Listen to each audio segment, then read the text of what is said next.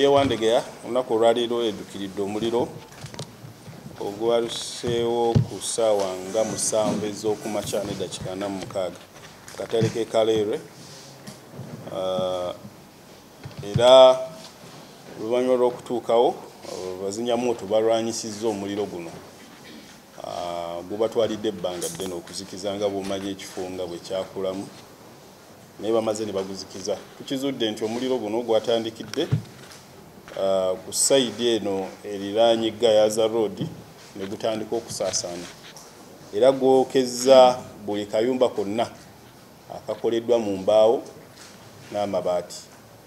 Ebintu eby'enjawulo bitannamanyibwa bbeeyi yaabyo byonoonese, era nga ssente nnyingi abasuubuzi abakolera mu katale ako ze bafiiriddwa.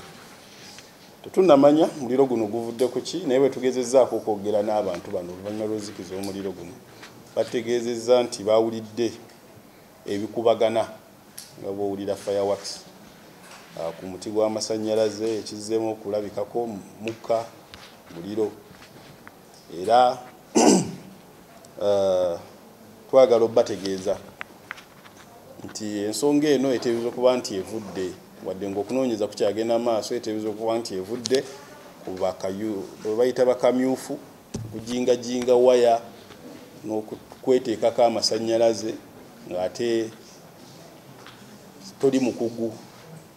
So okwe tusinzidde okuba nti nno tusaba abaawumeme oba bonna bekikwatako okusigala nga batambula bwe beetaaga obuyambi bwaffe obwa poliisi weebuli, kuba ffe tetuli bakugu nnyo mu bino, naye tusobola obbawerekerako okulaba baani abo abajingajinga ebiwaya ne beegatta ku masannyalaze mu bumenyi bw'amateeka.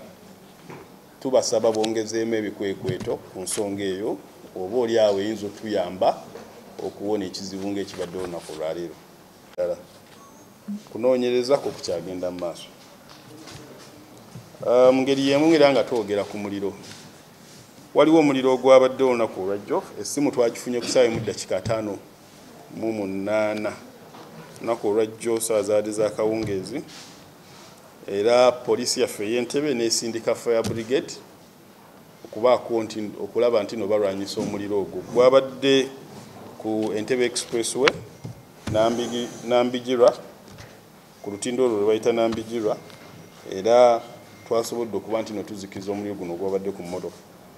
Nannyini b'emmotoka bano bo baasoose ne bagiddukako, era tetwategedde bwe baavuddewo awo, naye ng'emmotoka eno yabadde namba UBB 8337C nga yonna yayidde neggwaawo.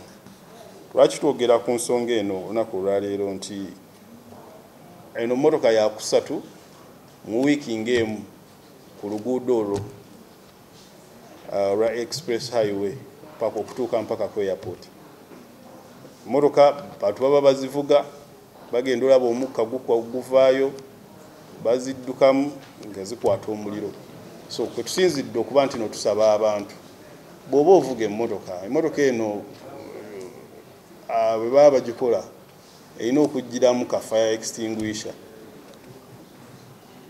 Bw'olaba nti no omukka gutandise ova mu yingini oba gutandise ova mu mipiira, abamu bagula emipiira nga mijingirire, ojja guvugako sipiidi nga 10 olabe nga gukutta omuliro.